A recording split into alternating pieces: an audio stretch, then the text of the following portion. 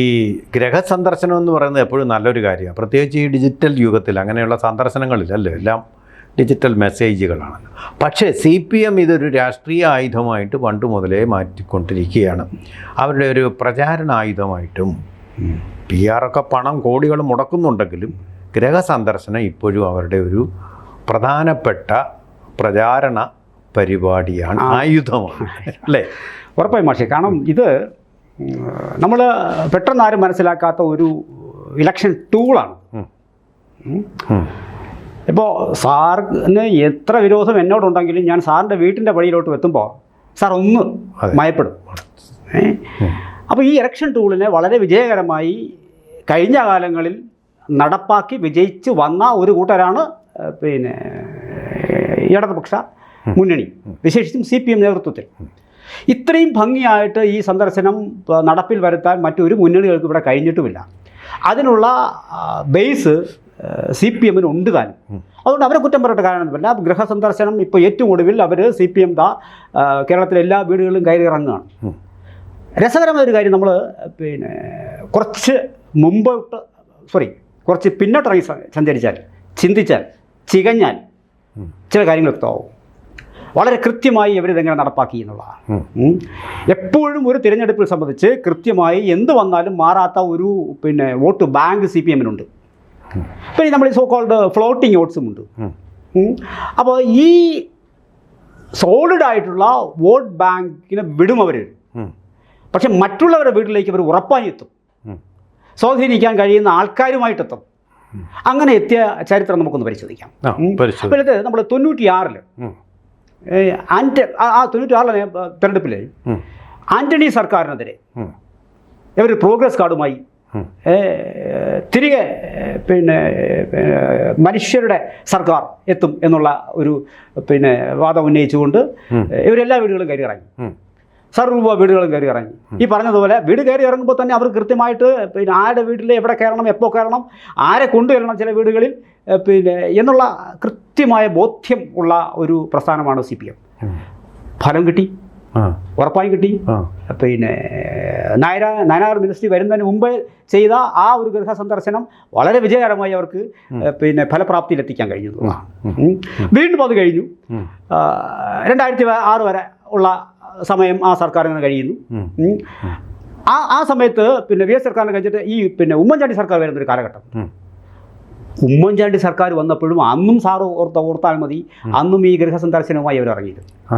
അപ്പോൾ ഗൃഹസന്ദർശനം എന്ന് പറയുന്നത് പിന്നെ ഇത് നമ്മൾ ചിന്തിക്കുന്നതിനും അപ്പുറത്തേക്കുള്ള റിസൾട്ട് തരും. അതിനു മുമ്പായി തന്നെ CPM-ന് അന്ന് CPM-ന് അത്രയും ഇന്നത്തെ പോലെ അല്ല, അല്പം കൂടി ഈ സംഘടന പിന്നെ ഇതുണ്ട്, ബലമുണ്ട്. ഇപ്പോൾ ഒരു പക്ഷേ ഞങ്ങൾ ഇപ്പോൾ കഴിഞ്ഞ ഉപതെരഞ്ഞെടുപ്പിൽ പിന്നെ പാർട്ടി വൃത്തങ്ങൾ കൊടുത്ത ഇത്ര വോട്ടിന് ജയിക്കും, 2000 വോട്ടിന് ജയിക്കുമെന്ന് പറഞ്ഞിട്ട് എന്തായി? ഇപ്പോൾ പാലക്കാട് നമ്മുടെ ഉപതെരഞ്ഞെടുപ്പ് നടന്നില്ലേ? അപ്പോൾ അവിടെയൊക്കെ വാസ്തവത്തിൽ ആ റിപ്പോർട്ടുകൾ പോലും ശരിയല്ല. പക്ഷെ പണ്ട് അങ്ങനെ റിപ്പോർട്ടുകളില്ല. ആരുടെ വോട്ടാണ് മാറിപ്പോകാൻ വഴുതി പോകാൻ സാധ്യതയുള്ളത്, ആരുടേത് ഉറച്ച വോട്ടാണ്, ആരുടേത് ഇങ്ങോട്ട് നമ്മളൊന്ന് പിടിച്ചാൽ ഇങ്ങോട്ട് വരും എന്നുള്ള കാര്യങ്ങളൊക്കെ ഉണ്ട്.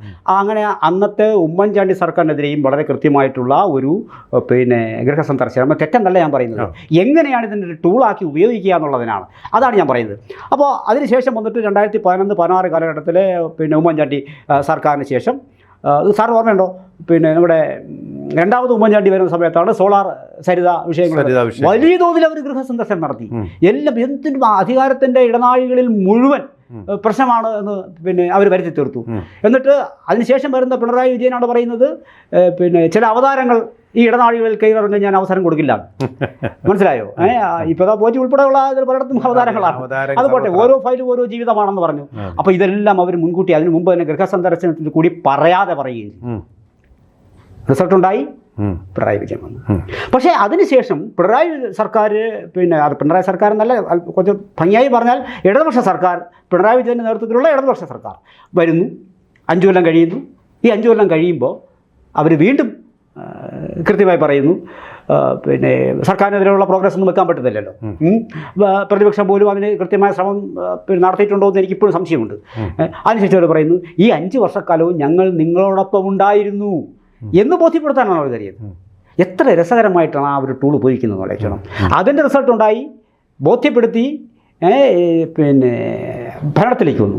തുടർ ഭരണം കേരളത്തിൽ ആദ്യമായി ഈ സർക്കാർ തുടർ ഭരണത്തിലേക്ക് വന്നാൽ നിങ്ങൾക്കുണ്ടാകുന്ന മെച്ചങ്ങൾ അവർ വീണ്ടും പറഞ്ഞ് ബോധ്യപ്പെടുത്തി.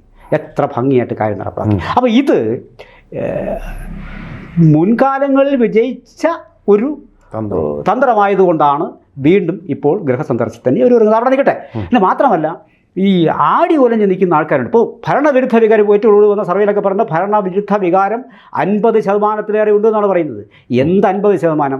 സാറേ വീട്ടിൽ അങ്ങനെയല്ലേ 51.3 പറയുന്നു. ഈ സർവേ പോലും ഒരുപക്ഷെ ഇടതുപക്ഷ സർക്കാരിന് ഗുണകരമായി എന്നുള്ള ആകുമെന്ന അഭിപ്രായക്കാരനാണ് ഞാൻ. പക്ഷേ ഈ സർവേ ഈ അപ്പോൾ അത് നോക്കുമ്പോൾ 51% ഉണ്ട്. അവർക്ക് കണക്ക് കിട്ടി, അവരുടെ ചിലവിൽ അല്ലാതെ പോലും അവർക്ക് കണക്ക് കിട്ടി. അപ്പോൾ വീണ്ടും ഇപ്പോൾ അവർക്കത് വലിയ ഗുണകരമായി മാറുന്നത് എങ്ങനെയെന്ന് വെച്ചാൽ ഈ ഇത്തരം വീടുകളിലേക്ക് അവർക്ക് എപ്പോഴും മാഷേ ഒരു ഇപ്പോൾ ഈ സർവേയിൽ 32% അംഗമാണ് UDF നേട്ടം പറയുന്നത് അല്ലേ. നമ്മുടെ LDF 29 പോയി 31%, 32 ഒരു 29% ആർക്ക് പിന്നെ LDF പറയുന്നു. BJP ഒരു 17, 18, 19 ഒക്കെയാണ്. കൃത്യമായിട്ട് ഓർമ്മയില്ല, 19, 20 താഴെയാണ് ഇങ്ങനെ വരുന്നത്. ഇത് സുമാഷ് ആലോചിച്ച് നോക്കിയേ. ഇപ്പോൾ ആൾക്കാരുടെ മുന്നിലേക്ക് എന്ന് പറയുന്നത് ഇതൊക്കെ നമുക്ക് തെറ്റ് പറ്റിപ്പോയതാണ്, പക്ഷെ നമ്മൾ തിരുത്തും, തെറ്റ് പറ്റിയിട്ടുണ്ടെങ്കിൽ നമ്മൾ തിരുത്തും പിന്നെ എന്നൊക്കെ പറഞ്ഞിട്ട് ഒരുപാട് അവസ്ഥകളെല്ലാം പറഞ്ഞ് ഒരുപാട് ന്യായങ്ങൾ പറഞ്ഞ് ആൾക്കാരെ വീണ്ടും സ്വാധീനിക്കും. തിരുത്തേണ്ടത് തിരുത്തുമെന്ന പാർട്ടി എപ്പോഴും അടിക്കടി പറഞ്ഞുകൊണ്ടിരിക്കുന്ന അതിനാണ്. അപ്പോൾ ഇങ്ങനെ വരുമ്പോൾ സ്വാഭാവികമായിട്ടും ഈ നഷ്ടപ്പെടാൻ സാധ്യതയുള്ള വോട്ടുകൾ അവർക്ക് തിരിച്ചു പിടിക്കാൻ പറ്റും. പിന്നെ ആടി നിൽക്കുന്നതിനെ വീണ്ടും ഉറപ്പിക്കാൻ പറ്റും. ഏതിനോടൊപ്പമാണ്? നമ്മുടെ സ്ഥിരമായ വോട്ട് ബാങ്കിനോടൊപ്പമാണ് ഇത് ചേർത്ത് വയ്ക്കുന്നത്. അതായത് ഈ 29 നിന്നും 32 എത്ര ശതമാനം വോട്ട് വേണം? 3%. ഇവർ ഈ ഒരു ഗൃഹസന്ദർശനത്തിൽ കൂടി അത് 4, 5 ആക്കി മാറ്റാൻ അവർ കഴിയുന്നേ. കടയിൽ 4, 5 ആർക്ക് ഏതാണ്ട് 10-15% എപ്പോഴും പിന്നെ ആർക്കാണ് വോട്ടിടുന്നത് അവസാന നിമിഷം മാത്രം തീരുമാനിക്കുന്ന ഒരു വിഭാഗമാണ്. ഇങ്ങനൊരു ഗൃഹസന്ദർശനത്തിന് ഞാൻ പോയിട്ടുണ്ട്. അപ്പോൾ അവർ പറയുന്നൊരു ഭാഷ പ്രാദേശികമായിട്ട് പറയുന്നൊരു കൊമ്പ് ചാഞ്ഞിരിക്കുന്ന കൊമ്പ് പിടിച്ച് ചായ്ക്കുക എന്നുള്ളതാണ്. അപ്പം ചാഞ്ഞിരിക്കുകയാണ്, അതൊന്നുകൂടെ താഴോട്ട്. ഞാൻ പോയിട്ടുണ്ട്, പലവട്ടം പോയിട്ടുള്ള ആളുകളാണ് ഞാൻ പറയുന്നത്. ഇവിടെ തന്ത്രം. അപ്പം ഞാൻ പറയുന്നത് ഞാൻ CPM-നെതിരെ പറയുന്നതല്ല, പിന്നെ UDF-ന് അനുകൂലമായോ BJP-ക്ക് അനുകൂലമായോ പറയുന്നതല്ല. ഈ ഒരു തന്ത്രം അത് ഇടതുപക്ഷമാണ് സാധ്യമാക്കിയത്, വളരെ രസകരമായിട്ട് സാധ്യമാക്കി. ഇലക്ഷൻ എന്ന് പറയുന്നത് അതൊരു വിജയിക്കാനുള്ള ഒരു പിന്നെ തന്ത്രങ്ങൾ ആരിറക്കുന്നതും തെറ്റുമൊന്നുമല്ല. അപ്പോൾ പ്രസ്ഥാനത്തോടുള്ള കൂറ് നമ്മൾ അങ്ങനെയാണ് അത് കാണിക്കുന്നത്. സ്വാഭാവികമായിട്ടും ആ പിന്നെ തന്ത്രം വിജയത്തിൻ്റെ വഴിയിലേക്ക് എത്തിക്കാൻ CPM-ന് ഇടതുപക്ഷ മുന്നണിക്ക് CPM നേതൃത്വത്തിൽ ഭംഗിയായി കഴിഞ്ഞിട്ടുണ്ട്. ഇവിടെയും ഈ 32 എന്നുള്ളത് മാഷം 3% കയറ്റി കൊടുത്താൽ മതി, 4%. അത് എപ്പോഴും തന്നെ 15% ആൾക്കാർ ഇതുവരെ തീരുമാനിച്ചിട്ടില്ല. ഈ സർവേയിൽ പറയണേ ഒരു 5-6-7%, 7% ആൾക്കാർ ആർക്കും എപ്പോഴും ചെയ്യാമെന്നുള്ള കണ്ടീഷൻ. ആ 7 പിടിച്ചാൽ പോരേന്നേ, ഉറപ്പായും ഇതിൽ നിന്ന് കിട്ടും. അതായത് ഞാൻ പറഞ്ഞു വരുന്നത്, പിണറായി വിജയൻ ഒരിക്കൽ കൂടി മുഖ്യമന്ത്രി ആയാൽ ഒരു അത്ഭുതവുമില്ല. ഈ ഇലക്ഷനും സ്ലൈറ്റ് ഡിഫറൻസേ ഉള്ളൂ. കണ്ണും പൂട്ടി വേണമെങ്കിൽ നമുക്ക് പറയാം, പിന്നെ ഭരണവിരുദ്ധ വികാരമൊക്കെ ഉണ്ടായിരിക്കും. അത് മാറ്റാണല്ലോ അതിന് നടപടിക്രമങ്ങൾ വരുന്നത്. ആ നടപടിക്രമങ്ങൾ ജനത്തിനെ വിശ്വസിപ്പിച്ചാൽ പോരെ, വീണ്ടും പഴയതുപോലെ പോകുമായിരിക്കാം. ഇപ്പോൾ മാപ്പ് പറയാൻ വീട്ടിലെത്തി മാപ്പ് പറഞ്ഞാൽ ആരെങ്കിലും വേണ്ടെന്ന് പറയും. പക്ഷേ ഇത് മാപ്പായി കണക്ക് പ്രായശ്ചിത്തമല്ലേ ഇതൊക്കെ? പ്രായശ്ചിത്തം വീട്ടിലെത്തി പറയുകയാണ്. ഇപ്പോൾ പിന്നെ സിദ്ധാർത്ഥൻ്റെ കേസിൽ പിന്നെ അവിടെ ഇങ്ങനെ പിന്നെ വെറ്റിനറി കോളേജിൽ ഇതിങ്ങനെയൊക്കെയാണ് പറ്റിയത്, അങ്ങനെയല്ല ഇങ്ങനെയല്ല എന്നൊക്കെ പറഞ്ഞിട്ട് കുറേ ന്യായങ്ങളൊക്കെ പറയും. വീട്ടിൽ നിന്നുമ്പോൾ ആരും അടിക്കുകയും പിടിക്കുകയൊന്നുമില്ല, കഥ അടച്ചിട്ട് ഓടുകയില്ല. അതൊക്കെ നമ്മൾ ഈ ട്രോളുകളൊക്കെ കാണുന്നതാണ്. പരമാവധി 90% പേര് വീട്ടിൽ നാട്ടി ഇറക്കുകയൊന്നുമില്ല.